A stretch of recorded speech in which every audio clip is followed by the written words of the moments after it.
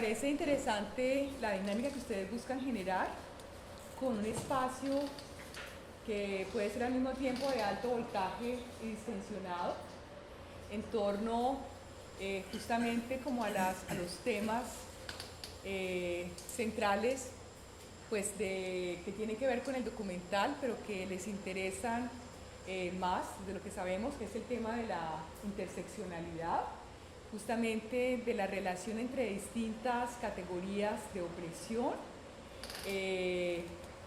Las más comunes son clase, género y raza, pero bueno, hablaremos justamente de eso. Se trata de entender, o sea, hacer como una aproximación holista al tema de la dominación social. Digamos que esa sería de alguna manera como la propuesta de plantear algunos puntos en relación a lo que sería una aproximación integral, holista, una forma de comprender la dominación social como algo que no permite que se pueda hablar de la dominación en términos fragmentados.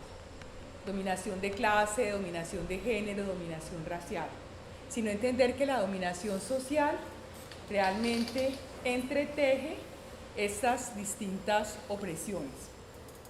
Entonces la conversación la pensamos organizada en torno a 4 grandes puntos. El primero justamente tiene que ver con la interseccionalidad, qué es, cuál es el origen, cuáles son los límites, los alcances. Una segunda que me parece importante tiene que ver con la pertinencia de ese enfoque interseccional para pensar la realidad colombiana contemporánea en toda su diversidad.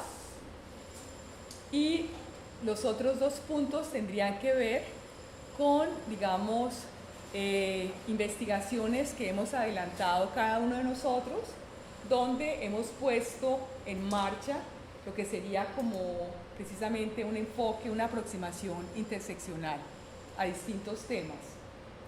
Entonces cada uno hablaría como de estos temas. Lo que pensamos es durante 40 minutos tener un intercambio entre Franklin y yo en torno a esos 4 grandes temas y después abrir el espacio justamente a discusión, comentarios con ustedes. Entonces esa sería básicamente como la dinámica. No sé si Franklin, antes de que comencemos, quieras ampliar. No, pienso que es suficiente. suficientemente claro. Bueno, entonces comencemos por el tema de la interseccionalidad.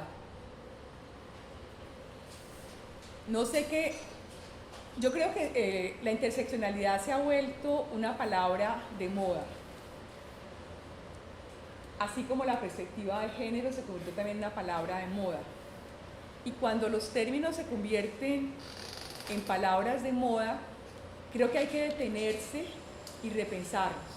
Es decir, de qué se trata, por qué todo el mundo los utiliza y si todas las personas que los utilizan entienden lo mismo. Es decir, también es importante como generar una reflexión común en torno a lo que sería la interseccionalidad. Lo primero que querría decir es que eso que llamamos hoy interseccionalidad y que se refiere fundamentalmente a la imbricación de distintas opresiones sociales es un asunto que no es nuevo. Es decir, lo que es nuevo es como el espacio que ocupa hoy en el ámbito de la teoría social y en el campo de las políticas públicas. Pero de alguna manera, esa manera de entender la imbricación, digamos, la dominación social como un asunto de imbricaciones es algo menos nuevo. Y podríamos señalar como distintos orígenes. Es decir, cuando se construye la historia de una idea, también hay como distintas versiones. Entonces, cuando se habla de interseccionalidad, se buscan como hitos importantes de personas o de acontecimientos que llevaron a pensar la dominación en esos términos. Uno de esos es a finales del siglo XVIII y está protagonizado por una mujer, Olimpia de Gouges, que escribe los derechos de la mujer, digamos, ampliando y cuestionando precisamente la Declaración de los Derechos del Hombre. Eso sucede en Francia, la revolución burguesa más importante, justamente hablaba de libertad, igualdad y fraternidad, pero hacía una pequeña omisión, y era saber que la humanidad estaba dividida en dos, mínimamente. Entonces Olympia de Gouges es una de las personas que empieza a hablar de los derechos de la mujer, y cuando habla de los derechos de la mujer, se refiere también a la experiencia de la colonización y asimila las mujeres a los esclavos. Ella, al hacerlo, está pensando en forma interseccional. Otro ejemplo del otro lado del Atlántico, justamente de Sojourner Truth, 1842, Akron, Ohio, en Estados Unidos. Una mujer que nació como esclava, una mujer que participa en una convención también sobre derechos de la mujer y que interpela a las personas que asistían a esa convención, a una de las personas que estaba en el público, y le dice pues que ella realmente no corresponde a lo que se ha entendido por una mujer. Ella dice que las mujeres han sido entendidas como esos seres a quienes los hombres ayudan, por ejemplo, a saltar un charco, o a quienes ayudan a subir a un carruaje. Ella dice que en su experiencia nunca nadie la ayudó a saltar un charco y que nadie tampoco le ayudó a subir un carruaje. Y se pregunta continuamente, ¿acaso no soy una mujer? Entonces ella lo que hace es como interrogar desde su lugar de mujer negra esclavizada, el lugar de la feminidad, y pone en evidencia que lo que llamamos feminidad es una construcción completamente situada que tiene relación con una clase social, con un grupo racial, que sería la feminidad de las mujeres blancas. Entonces Sojourner Truth también hace el ejercicio de, digamos, de pensar la dominación como algo imbricado.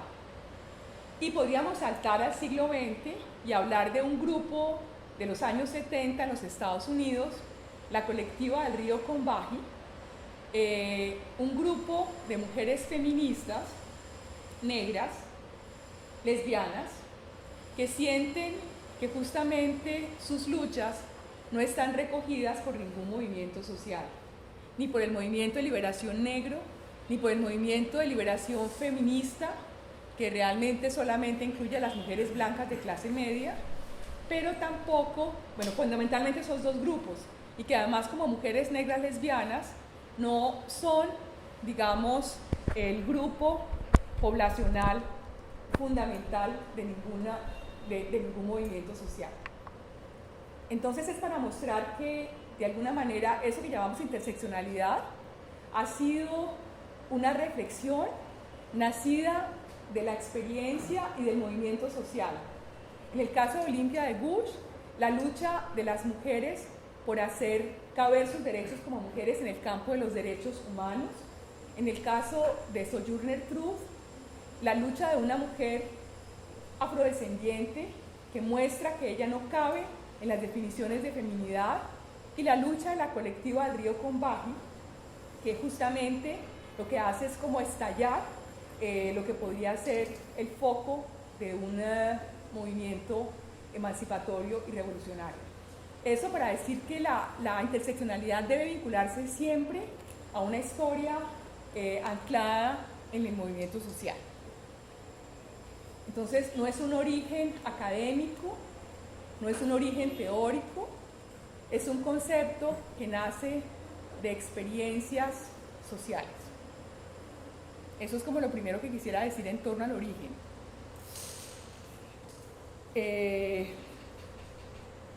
Ahora, hoy la interseccionalidad se ha pensado mucho en el contexto precisamente de los últimos 30 años, en que la categoría diferencia y diversidad se han vuelto muy importantes. Ese es el contexto que llamamos del multiculturalismo. Entonces, hoy la interseccionalidad se volvió también importante porque la categoría diferencia y diversidad aparecen cada vez más en el centro de las discusiones tanto teóricas como políticas. Entonces, esa es como la novedad de la interseccionalidad. No sé, Frank, si quieres decir algo en relación con los orígenes, ¿algo más? Pues dando algunos, digamos, lo que mencionó Mara, cuando uno construye una genealogía, pues también las genealogías se escogen. Y quería dar también como algunos hitos que a mí me parecen importantes. Digamos que esto es, digamos, un campo que es amplio y, como decía Mara, creo que se ha simplificado mucho. Hay como diferentes categorías que dan cuenta de eso y yo creo que tienen matices en la manera de entender qué significa eso, entender las relaciones entre raza, género, clase. E interseccionalidad es solo una de esas categorías que se usan. Hay, digamos, otras categorías como matrices de dominación, que es la categoría que propone una feminista negra que es Patricia Hill Collins. Hay el concepto de simultaneidad de opresiones, que es el que propone el colectivo del Río Combahee, que mencionó Mara.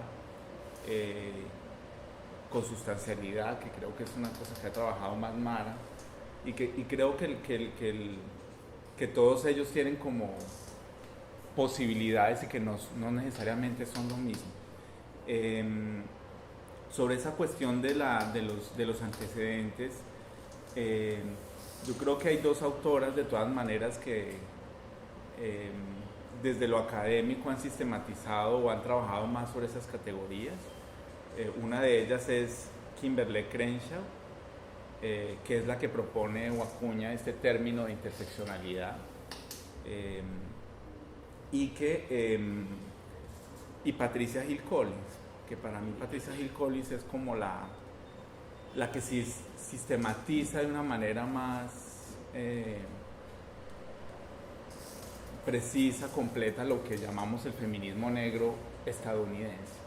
Porque, digamos, esa historia con el feminismo negro estadounidense, hay también una historia con el feminismo negro británico, y hay una tradición allí importante, pero, digamos, esa particularmente yo la conozco menos. Yo quisiera aclarar una cosa, que siempre cuando aparece, se comparan estas figuras, por ejemplo, de Kimberlé Crenshaw y de Patricia Hill Collins, a veces se compara como dos perspectivas, como si una fuera más radical y la otra menos crítica, cosa con la cual yo no estoy de acuerdo. Me parece que son dos maneras de aproximarse desde dos preocupaciones distintas. Patricia Hill Collins es una socióloga, y, digamos, las preguntas que ella tiene son diferentes a las de Crenshaw, que es una abogada, y que tuvo mucho interés por las leyes y las políticas públicas de violencia contra las mujeres de color. Y tampoco, digamos, esas discusiones de la genealogía son difíciles. La producción de Patricia Hill Collins y de Kimberlé Crenshaw es contemporánea. Siempre se cita de interseccionalidad un artículo que es, creo que el que más circula, de Crenshaw, que se llama Haciendo un mapa de los márgenes sobre la violencia contra las mujeres de color. Bueno, así la traduciría yo. Pero digamos que es del 94, pero desde el 89 ya tiene artículos en los que propone, digamos, esa categoría. Pero, digamos, como decía Mara, yo creo que es una cosa que es muy importante tener en cuenta, y es que la interseccionalidad no solamente es un marco teórico, sino que también es una forma de acción política. Y a nosotros nos parece como muy novedoso esa cosa de hacer agendas conjuntas, eso que hablábamos ayer, que causa tanta dificultad, que cómo se hacen alianzas entre el movimiento negro y los movimientos por la diversidad sexual, o, digamos, todas esas tensiones. Pero, digamos, si uno conoce bien esta historia, es muy interesante, porque en el caso estadounidense, uno ve que, digamos, en los 30 del siglo XIX, como en en la parte más activa de los movimientos abolicionistas y sufragistas existía una alianza común, ¿sí? O sea, estamos hablando de principios del siglo XIX y estamos hablando de movimientos y espacios políticos que no solamente eran multirraciales, porque habían personas blancas y negras, multirreligiosos, porque habían personas de diferentes iglesias protestantes, habían hombres y mujeres, y había un interés tanto por la agenda abolicionista como por la sufragista. O sea, había un interés porque se aboliera la esclavitud y porque las mujeres accedieran al voto de la ciudadanía, ¿sí? Y que digamos esa cosa evolucionista que a veces uno piensa como que el pasado es terrible y que después salen como otras cosas, digamos, uno quiebra esa linealidad, digamos, esa historia, porque es precisamente el reclamo que tienen las feministas negras en el siglo XX obedece a la crisis que hay a finales del XIX, en que las mujeres negras son expulsadas de los grupos feministas, pero digamos era una situación que antes no estaba, y eso me parece muy interesante que, digamos, recuperar esa memoria que existían esos espacios donde no había como no voy a idealizarlos, en que no hubiera tensiones entre, y eso también generó rupturas. ¿Qué era más importante, la causa de las mujeres o la causa de la gente negra? Y eso generó como unas rupturas, pero lo que genera mayores rupturas es todas las leyes segregacionistas a finales de 19 en los Estados Unidos, que hacen, por ejemplo, que algunos grupos feministas se expulsen a las mujeres negras, porque no pueden estar en los mismos espacios, y porque algunas feministas blancas tomaron la opción de que era más importante la causa de las mujeres, que las mujeres no tenían por qué invertirle a la causa de la gente negra, y que es un poco como que debilitaba su agenda. Y lo otro era una estrategia también para atraer a las mujeres del sur de los Estados Unidos a la agenda feminista, que si ustedes pues conocen seguramente, digamos, la historia del norte y del sur de los Estados Unidos es muy diferente en relación con, digamos, con esa relación. A mí me gustaría señalar, Franklin, es decir, también como en la historia latinoamericana, algunos hitos que tienen que ver también con la interseccionalidad. Yo creo que en la historia latinoamericana también hay hitos que valen la pena señalarse en esa historia.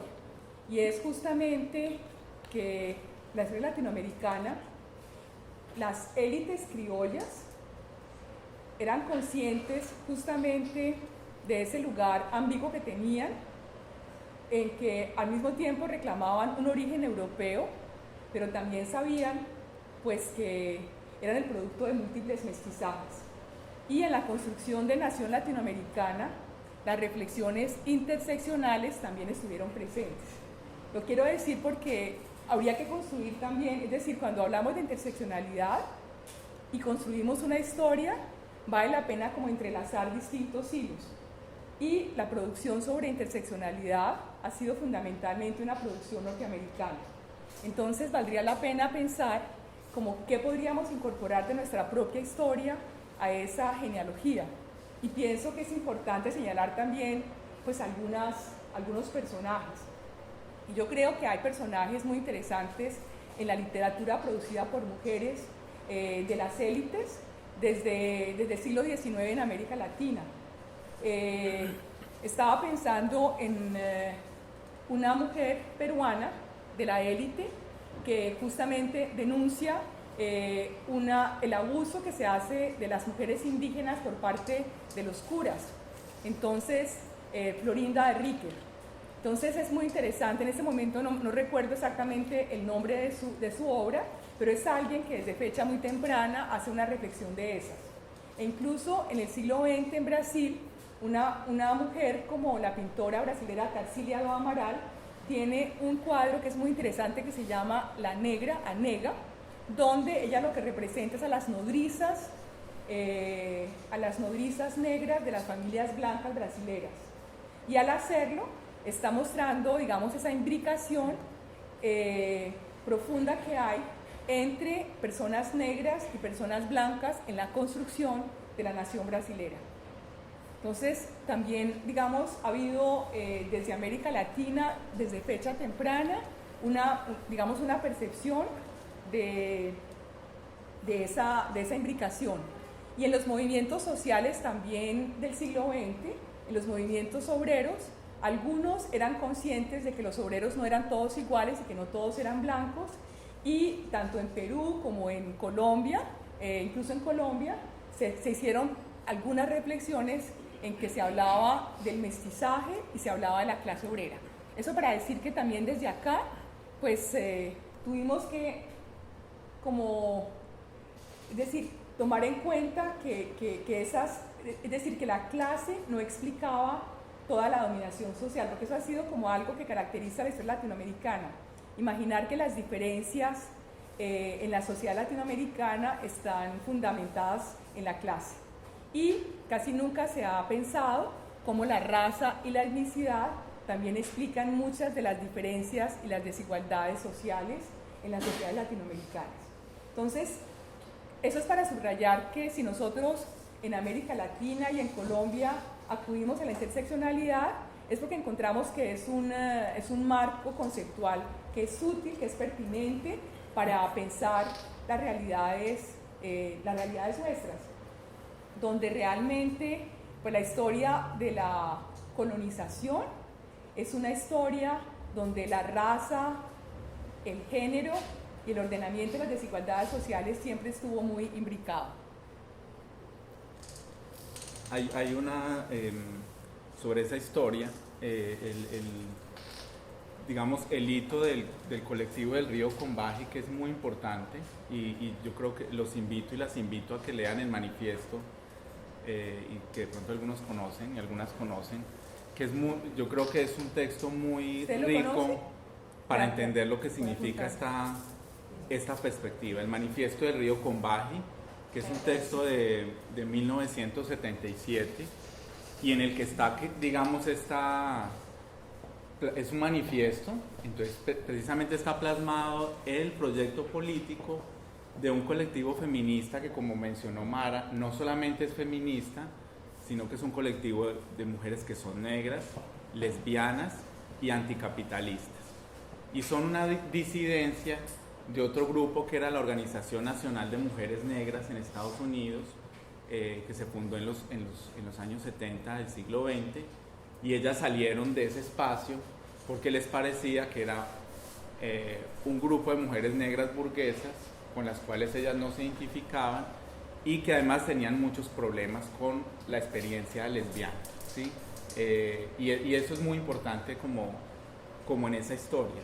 Y hay un libro que hacen después que para mí es, pero ahí sí, escogencias de los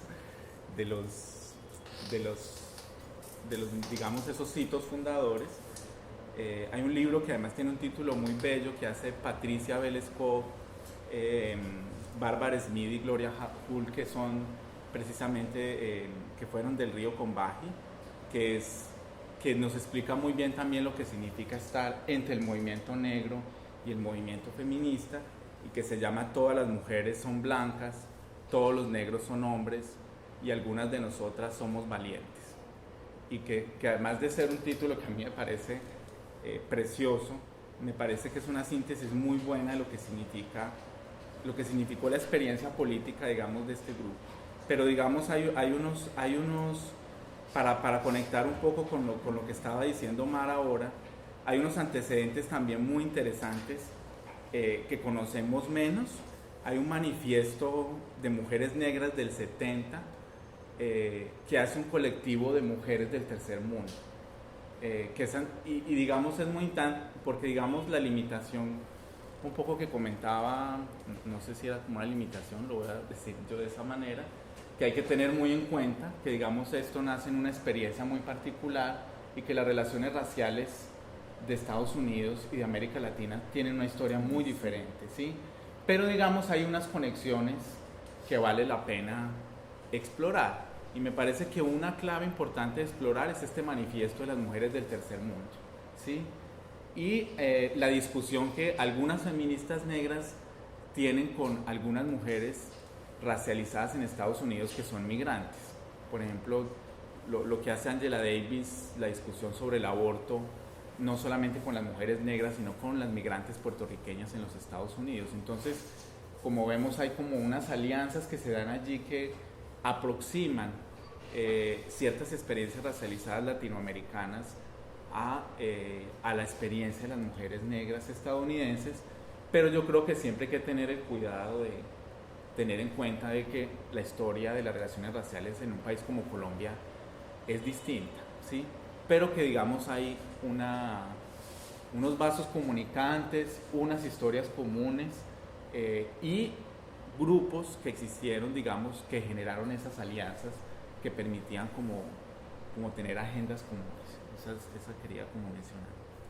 Bueno, para información de ustedes, tanto la declaración del río Combahee como muchos de los textos del libro que se llama Esta puente mi espalda, que se publica en los años 80 en Estados Unidos, están disponibles en la web y Traficante de Sueños ha hecho una compilación donde ustedes pueden encontrar esa literatura.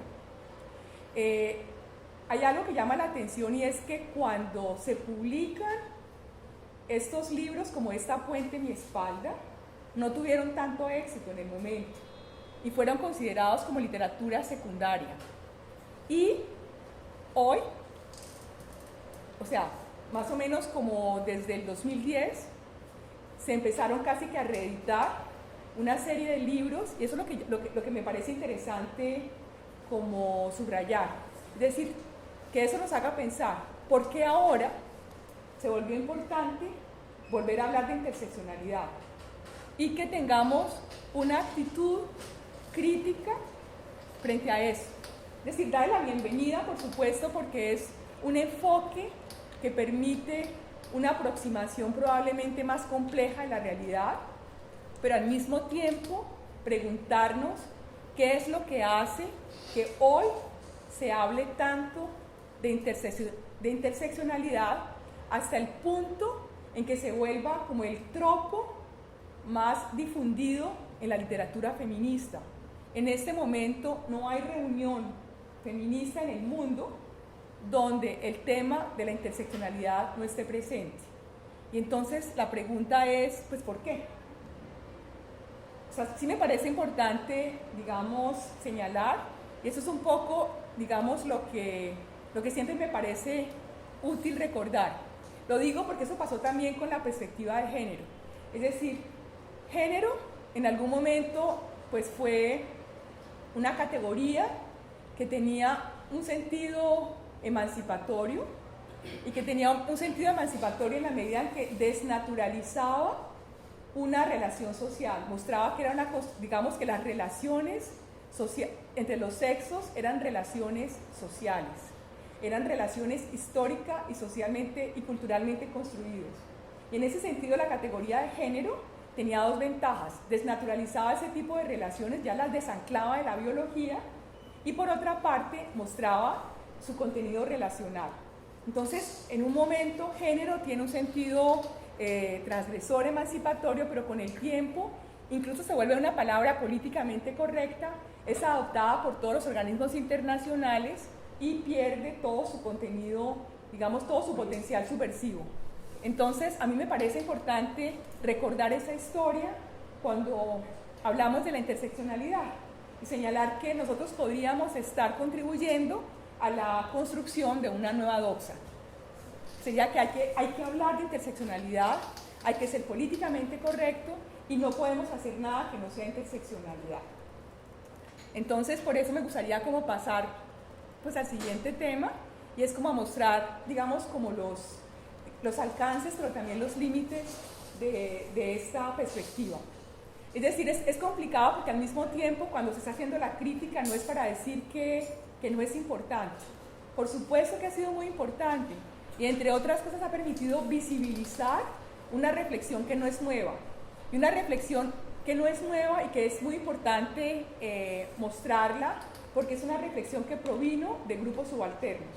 Entonces, es muy importante, porque ha permitido visibilizar experiencias subalternas y tratar de hacer algo que también es muy importante, y es producir conocimiento a partir de las experiencias.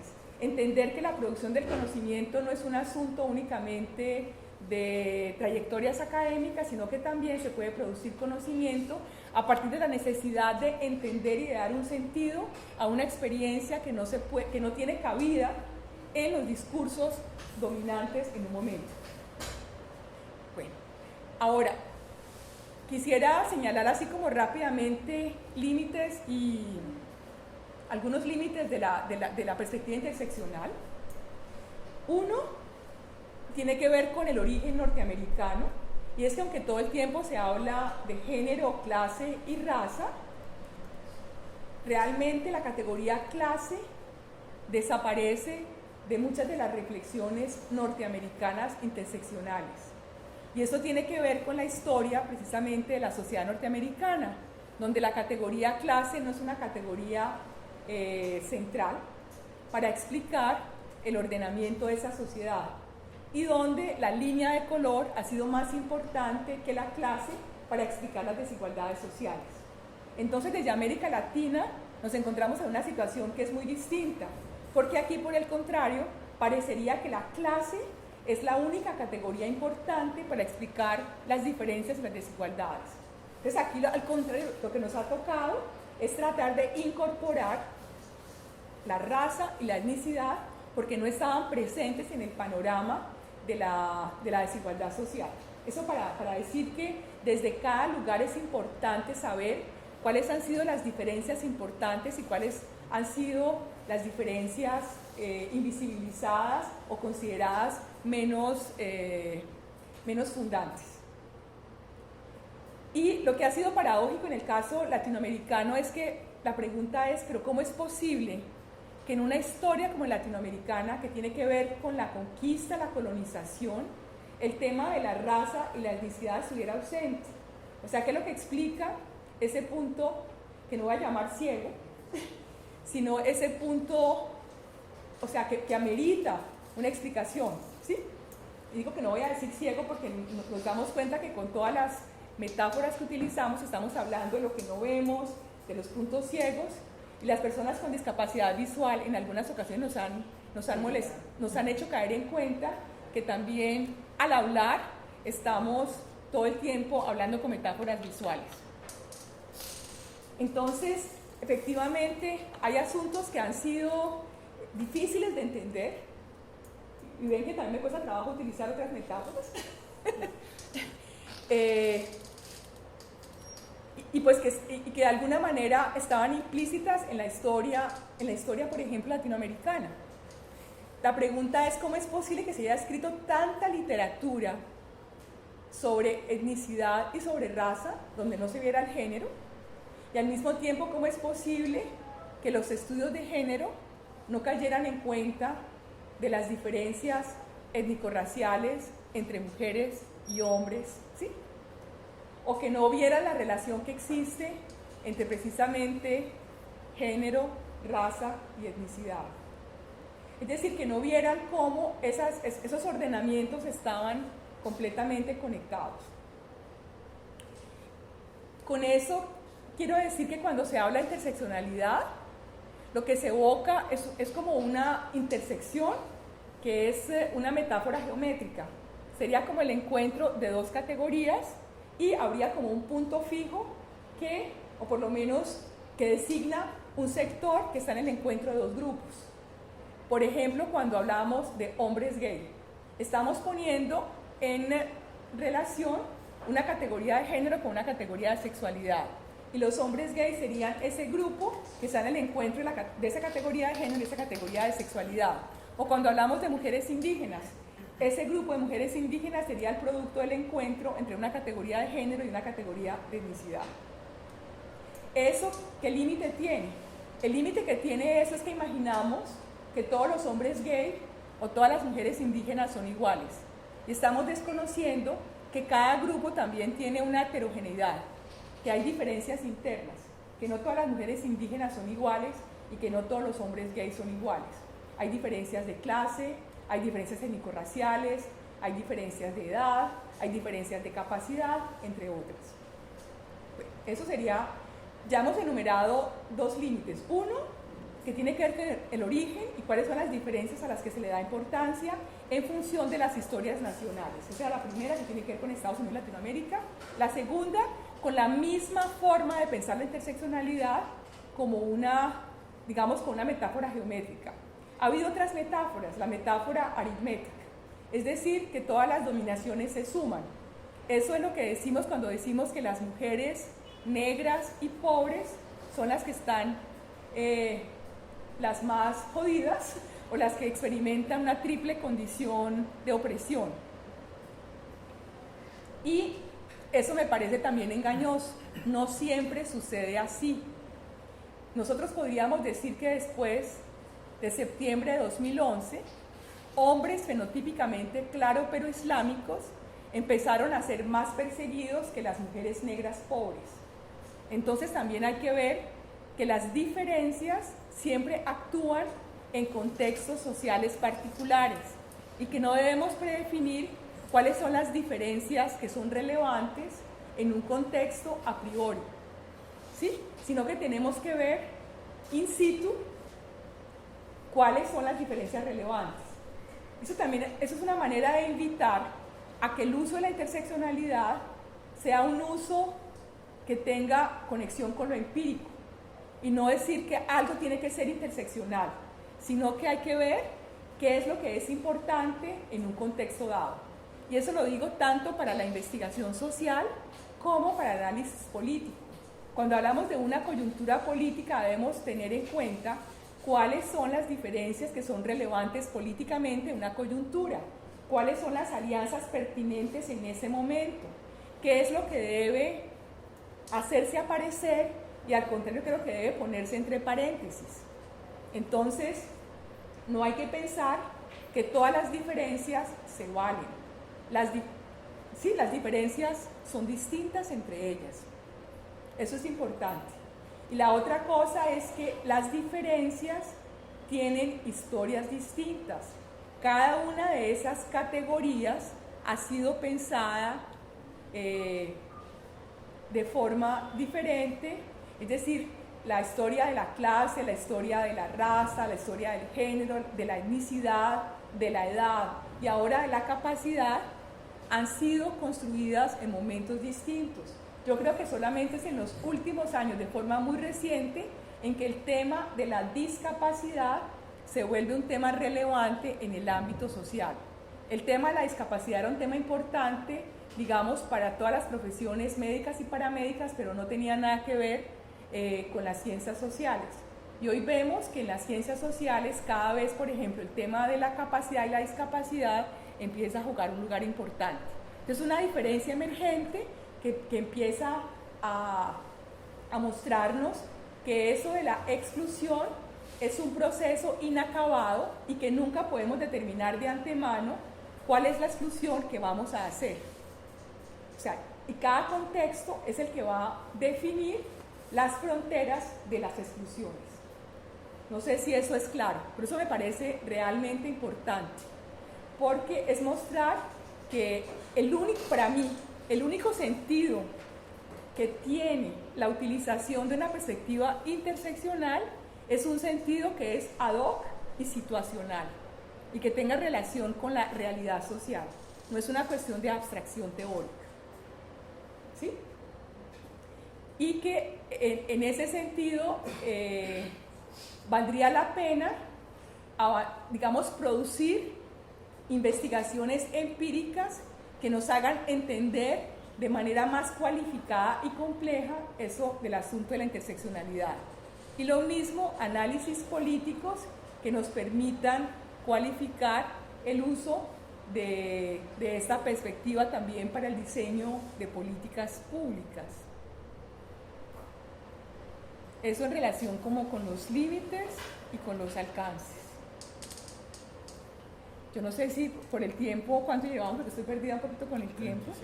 36 minutos, imagínate. Yo creo que no hablemos más de interseccionalidad, pero ya hemos empezado a hablar como de cosas más concretas y yo creo que los últimos minutos los vamos a destinar cada uno de nosotros a hablar de su trabajo empírico. Si quieres, Frank, comienza tú.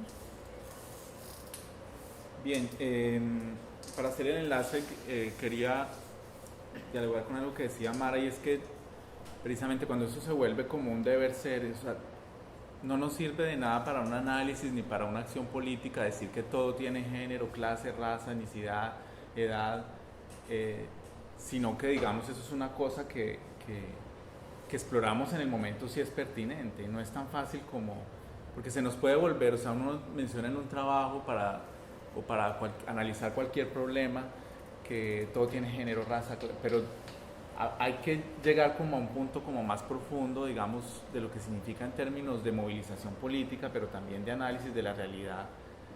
Eso, y ese ejercicio es muy difícil, ¿sí?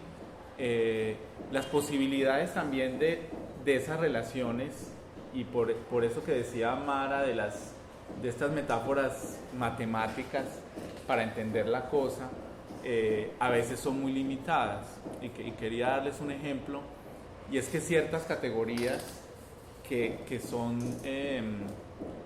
nos parecen específicamente de género son categorías consustancialmente de género y clase, ¿sí? Hay una cosa que se ha comentado mucho, por ejemplo, la feminidad. Cuando se habla de la feminidad, por ejemplo, y pongo el caso de la feminidad como se representa en la literatura decimonónica, o sea, toda esa descripción de las mujeres como frágiles, enfermizas, es una descripción de las mujeres de la élite, ¿sí?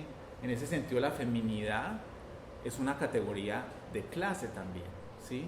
Es una categoría de que no solamente se está describiendo un cuerpo ubicado en el orden de género, sino que el cuerpo que se describe de la feminidad es un cuerpo también enclasado, ¿sí?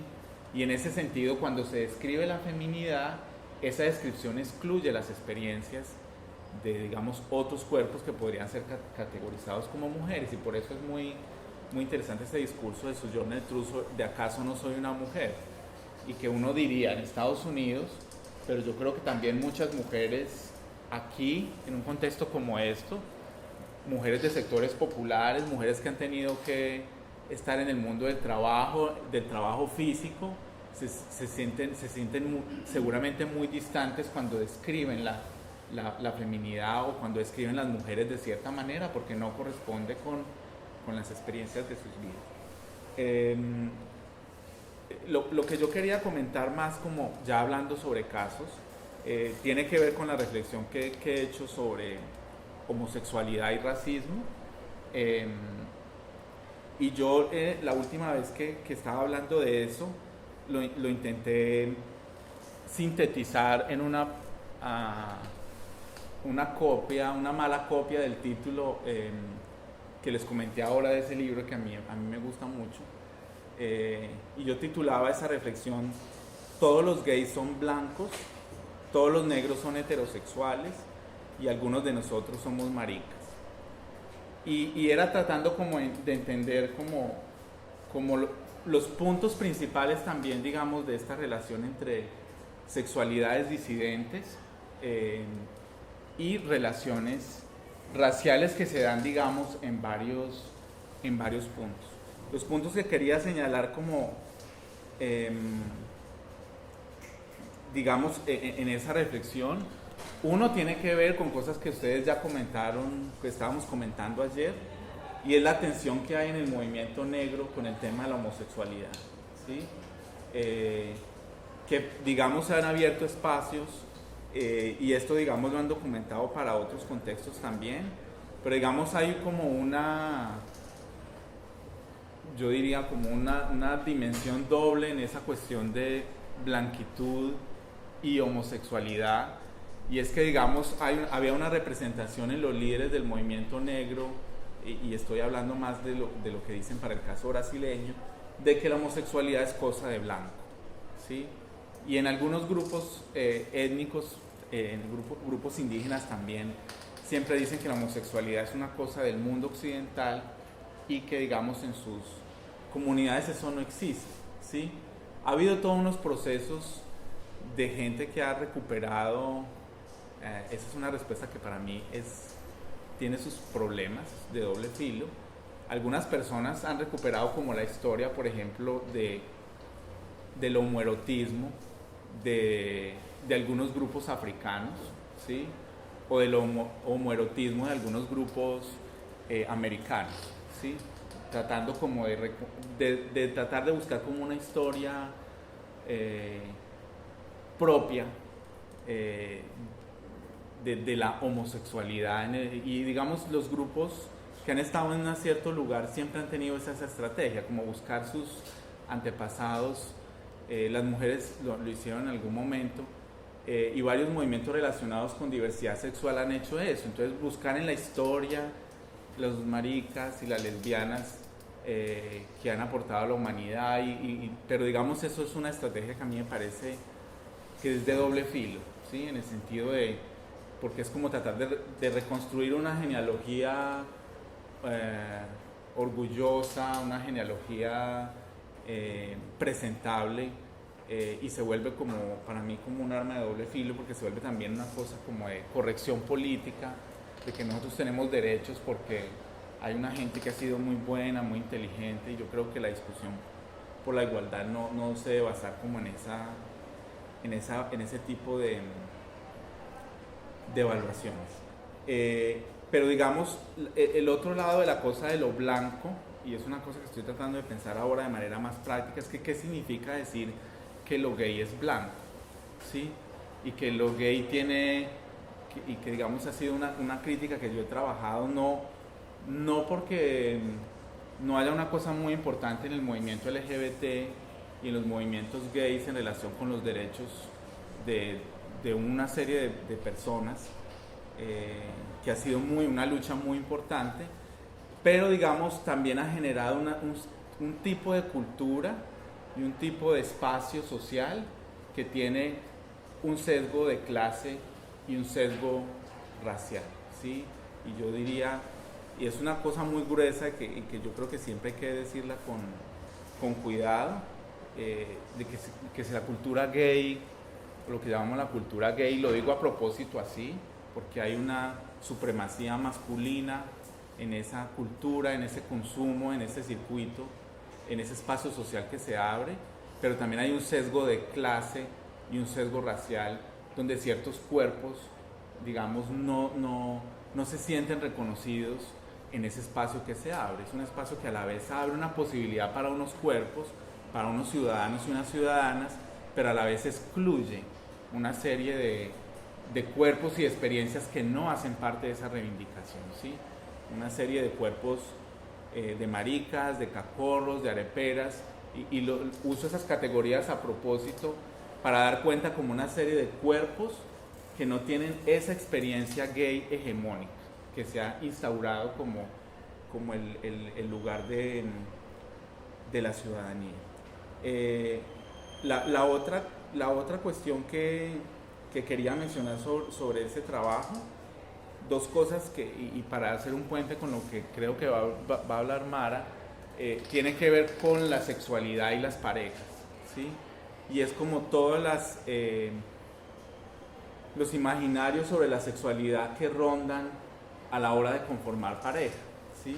Y hay una cosa que ha cambiado, y ese es un tema que me parece muy importante pensarlo, toda la imaginería que hay en relación con la gente negra, con la gente afro, en relación con la potencia sexual, con el tamaño de los órganos sexuales, con una serie con el desempeño sexual.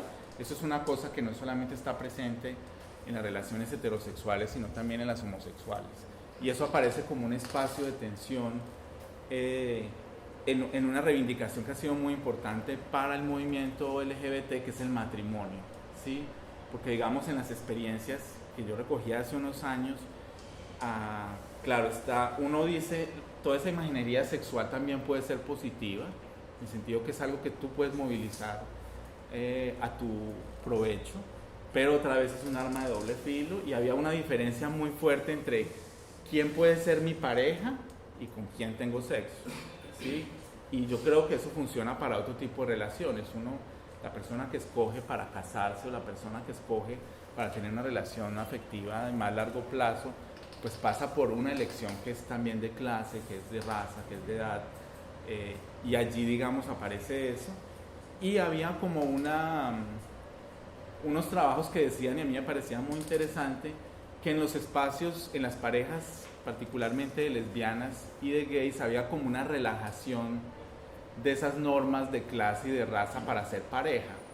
Porque, digamos, en el pasado, esas relaciones no tenían una expectativa de parentesco, ¿sí?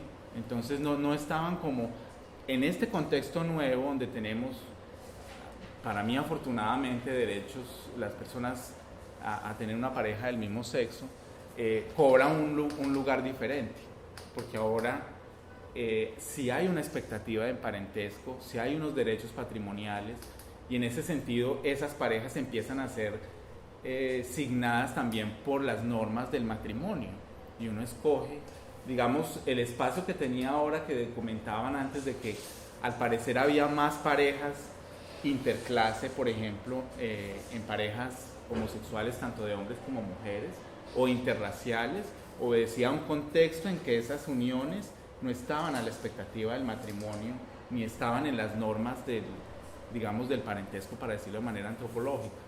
Pero digamos, este no es el contexto que tenemos ahora, y en ese sentido habría que evaluar si ese espacio que en algún momento se escribió un poco más relajado con esas normas de clase y de raza para ser pareja, cómo estaría en este momento en un contexto que nos parece positivo, pero que también, vuelvo y digo, no, siempre hay que decir las dos cosas al tiempo.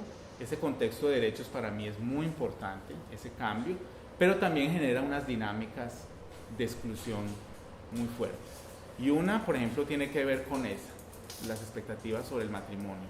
Y la otra tiene que ver con las formas políticamente correctas de ser gay, lesbiana, trans, que se empiezan a instaurar en la vida pública, ¿sí? Y que las personas que tienen una experiencia de vida sexual diferente a la normativa, les toca lidiar para acomodarse, digamos, a eso que han construido los activistas, que ha construido el Estado para darle derechos, ¿sí? Y que algunos cuerpos no solo no quieren encarnar ese lugar, sino que a veces no tienen la posibilidad de encarnarlo, porque encarnar ese lugar también significa tener ciertos capitales que algunas personas, digamos, no alcanzan a tener. Yo quería dejar como ahí el comentario para no extender más Bueno, yo creo que voy a enlazar con ese asunto de las parejas, comenzando por decir que ese tema de las parejas es un tema que es como un escenario privilegiado justamente para entender cómo interactúan esas distintas dominaciones, pero al mismo tiempo, y es algo que se ha estudiado menos, cómo esas distintas dominaciones también producen deseos.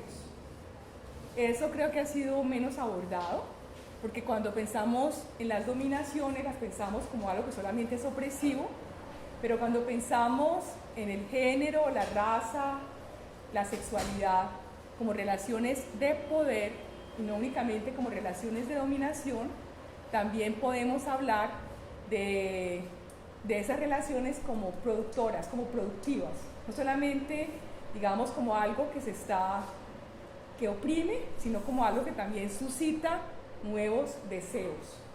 Entonces, quisiera hablar precisamente de las parejas interraciales como ese escenario donde se cruzan esas dos cosas. Por una parte, la dominación, o sea, lo que sería una economía de la dominación, pero también una economía del deseo.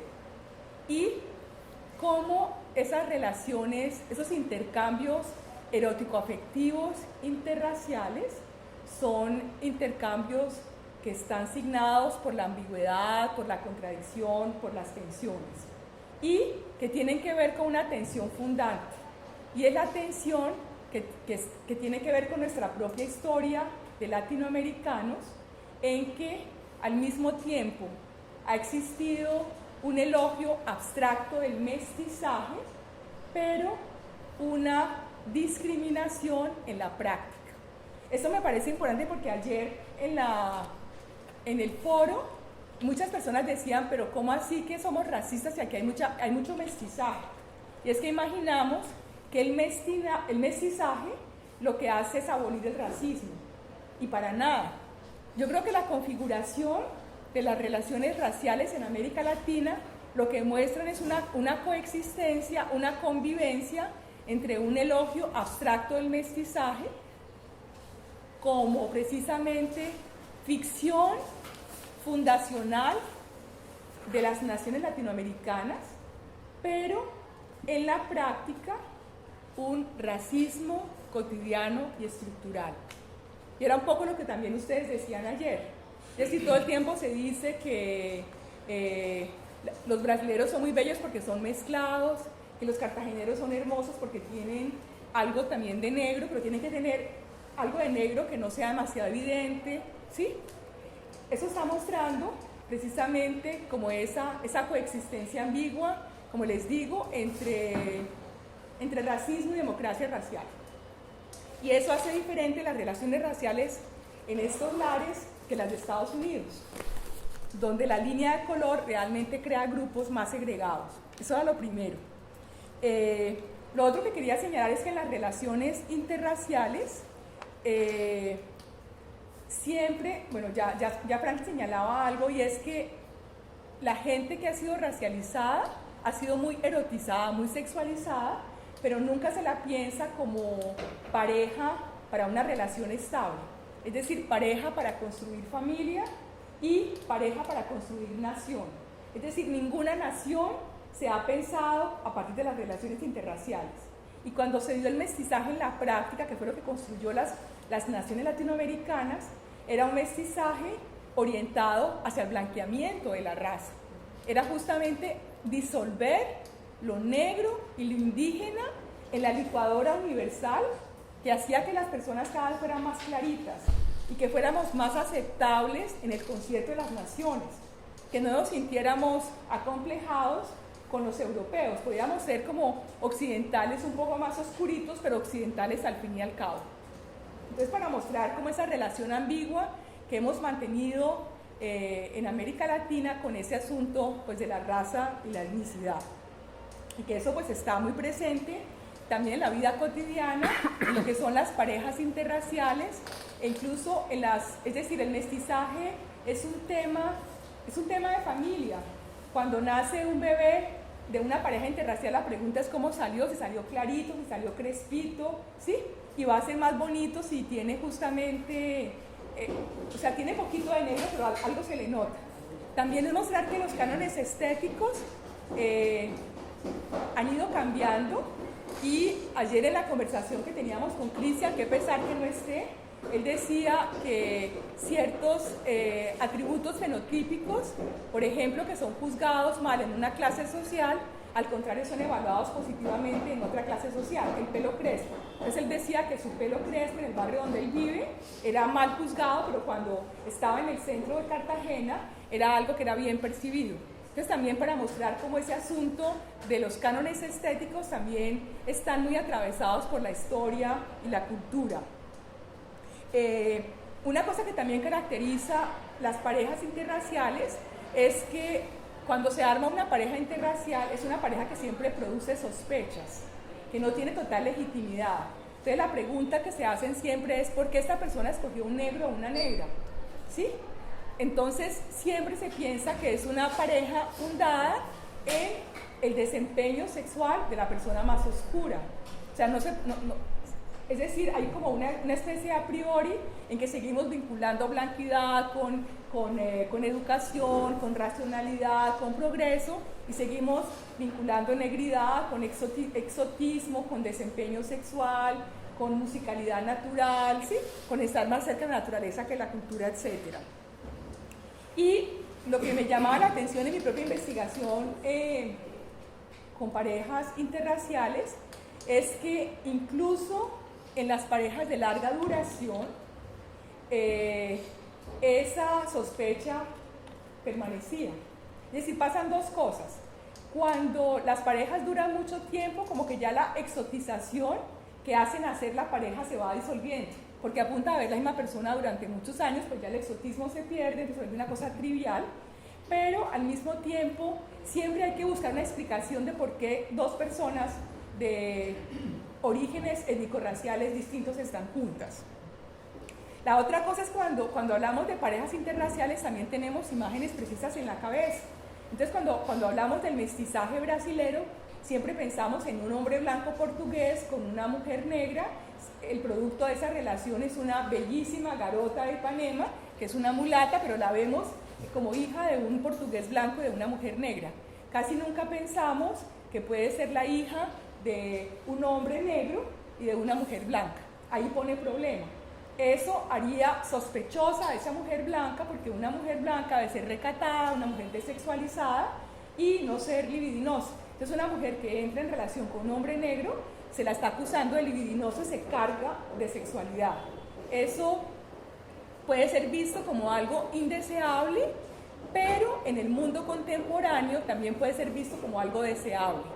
Hay investigaciones recientes en Brasil en que muestran que las mujeres blancas de sectores medios altos buscan tener compañeros oscuros, porque también eso hace parte de lo que significa ser una mujer moderna. Una mujer que tiene una sexualidad activa, y una manera fácil de mostrar que se tiene una sexualidad activa es exhibiendo un compañero de tez oscura, porque eso hace suponer que se tiene una sexualidad ardiente y activa. Entonces, para decir que esas cosas pues siguen operando en el mundo contemporáneo. Ahora, esas imágenes estereotipadas también están escondiendo realidades que son muy duras.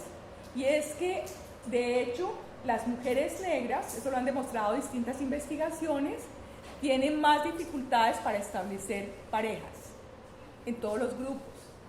Eso ha sido documentado en los Estados Unidos, y es que pues se ha visto que las mujeres negras de mayor educación tienen más dificultad de encontrar pareja en su grupo. Los hombres negros más educados están buscando parejas en otro grupo étnico-racial y se van pues quedando solas. Pero nuestra propia investigación sobre clases medias negras no podemos, digamos, como afirmarlo, pero encontramos muchas mujeres negras solteras, y eso es algo que nos llamó la atención. Es decir, encontramos pocos hombres solteros, pero muchas mujeres solteras. Y muchas mujeres que decían que tenían dificultad de encontrar un compañero en su propio grupo. Ellas no necesariamente estaban buscando un compañero por fuera de su grupo para enlazar con las conversaciones que teníamos contigo en el Cineforo, pero realmente no encontraban, es decir, estaban al mismo tiempo en el deseo de todos, pero no estaban en el deseo de nadie para construir una pareja de larga duración. Es decir, ese estereotipo de las mujeres como muy sexualizadas sigue operando, entonces en ese sentido están en el deseo de todos, pero no funcionan como parejas, como les digo, para fundar familia y para hacer nación. Eso que operan las parejas interraciales heteroeróticas, pues también funciona también en las parejas homoeróticas. Franklin habló de eso. Lo que quisiera subrayar de eso es que el relato del mestizaje excluye las relaciones homoeróticas, porque cuando se habla del mestizaje y de la construcción de nación, se supone que todo el mundo es heterosexual. Entonces hay que entender cómo ese relato del mestizaje es un relato que está excluyendo la posibilidad de que existan otro tipo de sexualidades, que era un poco lo que ustedes nos preguntaban ayer cuando decían, pero ustedes, ¿por qué entre las mujeres y los hombres que aparecen en su documental no hay personas disidentes sexualmente? Y eso tiene que ver con el enclasamiento y con eso de que acceder a las clases medias también implica amoldarse a valores de género y de sexualidad que tienen que ver con la respetabilidad y que hace que por lo menos no se exhiba cuando se está en un proceso de ascenso social una sexualidad disidente. No es que no pueda existir, sino que no se exhibe. Y si se es gay, se sería gay a la manera como Franklin estaba escribiendo, un gay blanco de clase media alta, discreto. Y no sería, digamos, ninguna categoría disidente sexual que no sea en esos términos. Otra cosa que quería señalar es la forma en que se ha pensado ese intercambio que se da por ejemplo, en las relaciones interraciales. Y es que siempre pensamos que, por ejemplo, los hombres mayores con dinero consiguen parejas más jóvenes y de tez oscura y que hay un intercambio de dinero por sexo. Eso es un poco lo que se dice en relación con el turismo sexual. Es decir, un hombre norteamericano o un hombre español llega a Cartagena y se encuentra la chica linda, joven, oscura, y hay como un intercambio. La chica negra está intercambiando sus atributos físicos a cambio de tener mayor dinero.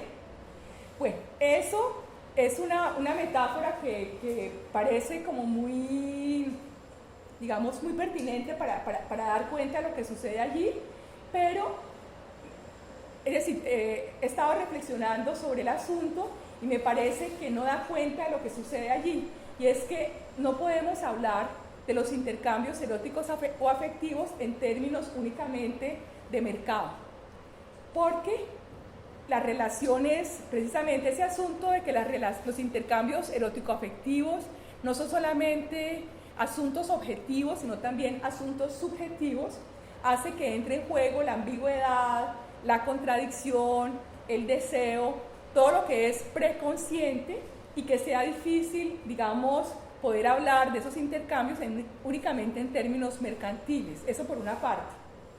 Pero por otra parte, es que no son cualidades que se pueden intercambiar totalmente en un mercado. Cuando algo se vende, tú aceptas el dinero y, digamos, desaparece la mercancía. Eso es lo que sucede en el mercado.